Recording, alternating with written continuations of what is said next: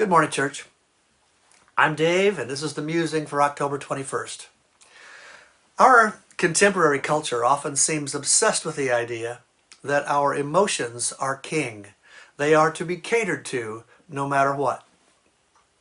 And that idea is used as an excuse to break up our marriages or abandon our responsibilities or to give in to temptations. The rationale is that we deserve to be happy. The emotions are in charge. Everything else flows from that. We act according to the way we feel. Well, C.S. Lewis once wrote that if you find yourself disliking someone, try treating them as if you did like them. And you will find that very soon your emotions toward that person will begin to change. Your dislike will fade. And that works the other direction also. Treat someone badly long enough, and you will find yourself beginning to hate them. Just ask the German guards at the Nazi concentration camps, or slave owners in the antebellum South. In other words, in lots of cases, we feel according to the way we act. So which is it? Do our feelings control our actions, or do our actions affect our feelings?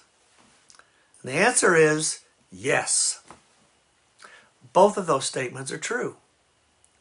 And I bring it up today because of a scripture passage that was quoted in our church service this weekend. It's from Matthew 6, where Jesus says, "Don't collect for yourselves treasures on earth, where moth and rust destroy and where thieves break in and steal, but collect for yourselves treasures in heaven, where neither moth nor rust destroys and where thieves don't break in and steal. For where your treasure is, there your heart will be also." And that's the troublesome line for me. For where your treasure is, there your heart will be also. For a long time, I thought that this passage kind of got things backward.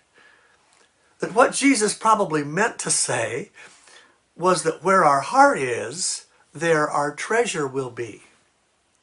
In other words, that we will put our treasure where our priorities are. And that's true. But so is what Jesus actually said. Our hearts end up in the place where we put our priorities. The world says, follow your heart. Jesus says, do the right thing and your heart will follow. That's a reality. And that particular reality is useful in lots of spiritual situations. For instance, when you aren't feeling generous, be generous and see what happens. When you aren't feeling hospitable, be hospitable anyway and see what happens. And friends, when you feel far from God,